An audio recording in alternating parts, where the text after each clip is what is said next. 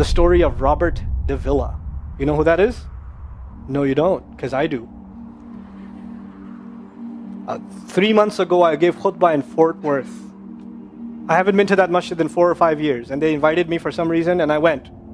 And I gave khutbah there. My khutbah was about dua. An Egyptian fellow comes up to me, a young man came up to me afterwards, he goes, Allah fulfilled my dua today. And I said, what's your dua? He said, my dua was that Nu'man Ali Khan should meet Robert Davila. I was like, are you Robert Davila? He goes, nope, I am not Robert Davila. Robert Davila is my friend. But I think Allah is fulfilling my dua. I was like, fire away, I want to know. Robert Davila is a young man who lives in a town 40 minutes past Fort Worth. He was a farmer, young guy. And he was hit with some sort of genetic disorder that kicked in later on in his life, and he became paralyzed from the neck down. And he lives in a nursing home.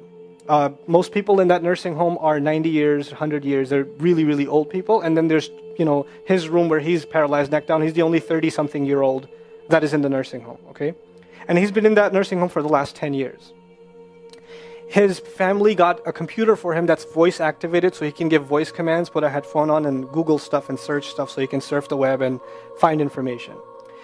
In his room, and by the way, staunch Christian family, the minister comes and prays for him every week and things like that. And his best friend was in the bed next to him. One of his best friends. He became best friends because he met him at the nursing home. This person was also paralyzed and he needed a new liver. Okay? A liver transplant. He was waiting for a liver transplant. And they used to talk about, God and things like that all the time. They were good friends. Finally, his best friend got a call that there's a donor available for the liver.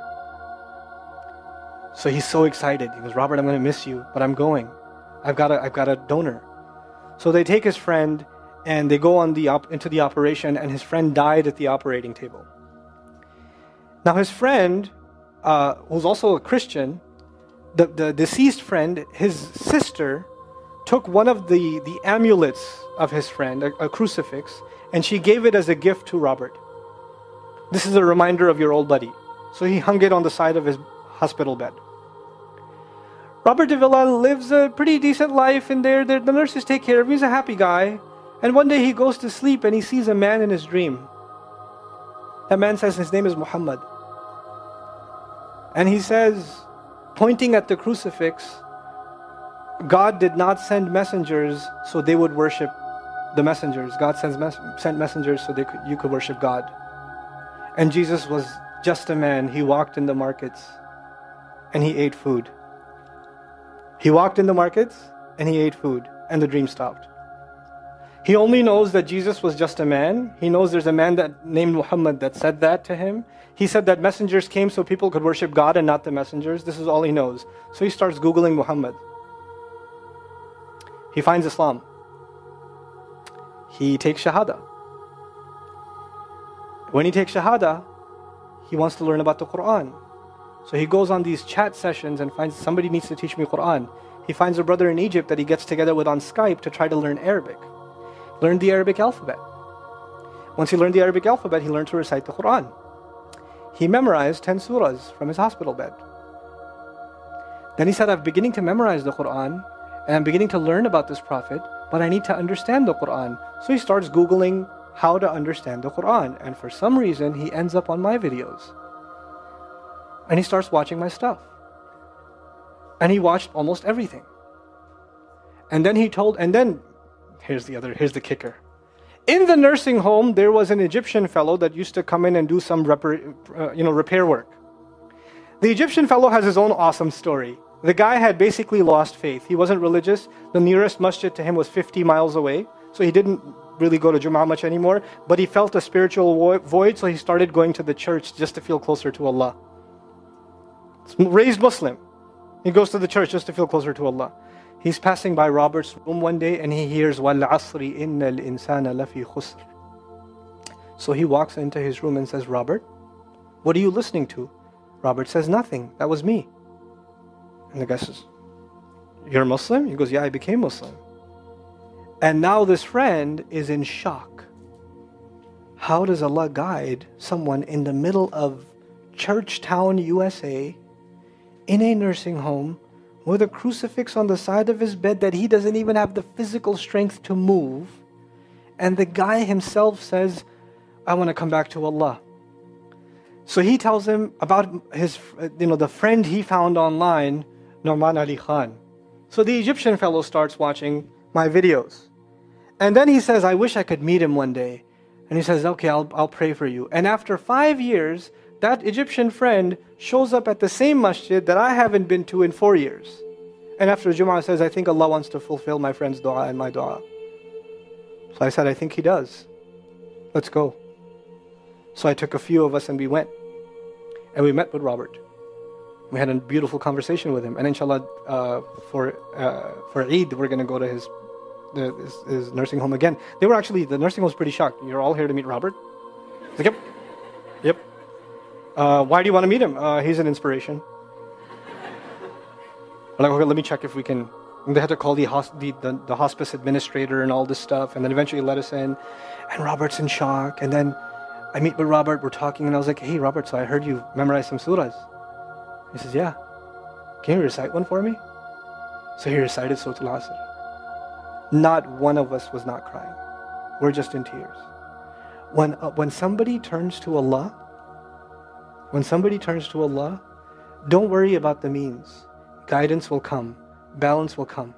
I want to tell you some more about Robert because young guys are here. Young guys that play basketball. Young guys that are healthy. Young guys that have ambition. I told you what's his paralysis, from where to where? Neck down. He has a special wheelchair that has to hold pretty much every part of his body in place. He can't just sit in a wheelchair.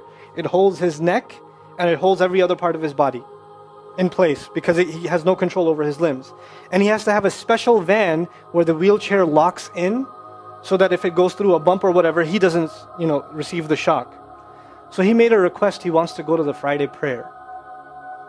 They didn't have the special van, so they put him in a regular van. And so he went in the regular van and a few bumps and his spine got even more hurt.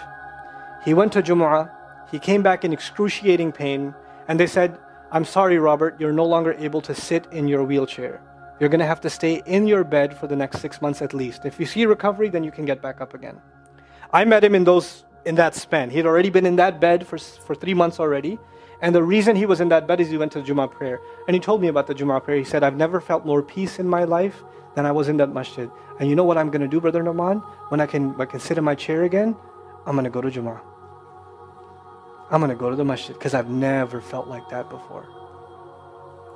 There's someone who has nothing but control over his mouth and his eyes. And he says, I only find peace in the masjid. And here we are. These masajid, I don't care what ideology, what school of thought, what they're talking about in the masjid, what fitna is there. I don't care. It's still Allah's house. Just go to pray. Don't go there to talk to people. Go there to talk to Allah. Just go to talk to Allah. You're just going for you and Allah. That's it. That's it. Other things will come, but you're not going for them. You're just going there to find peace. You'll become different people. If Allah can guide Robert Davila, Allah guide everybody. And then he said, sometimes I wonder why Allah put me in this position. And then I say to myself, what am I kidding? Allah has given me so much. I am so grateful for what He gave me. And if this is the way He was going to bring me to Islam, it's all worth it. So worth it. You have Muslims that lose a little bit of health and they say, why is Allah doing this to me? And this man, if you would think, nowadays atheists argue because of suffering there's no God.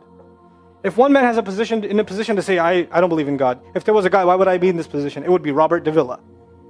That guy would say, I don't believe in God. If there was one, why would I be in this mess?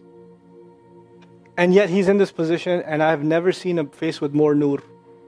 Never. I've never seen a face that has more contentment on it. He's so satisfied with life. He's so happy. He's just happy. The last 7 or 8 khutbahs I've given are actually based on one sentence each on one sentence that he said in his conversation. Is that profound? He's a teacher to me. I consider him a teacher. He's my sheikh. Somebody says, who's your sheikh? I say, Robert Davila. Really? Is that a pizza place? Or no. The guidance is all around us. You don't have to get worried about what's not there. There's plenty there. You know what Allah did for the people of the cave? You know He even guided them in where to sleep? You know He even guided them on where to turn? As the sun was coming, they'd turn away from it. As the sun came from the other side, they'd turn the other way.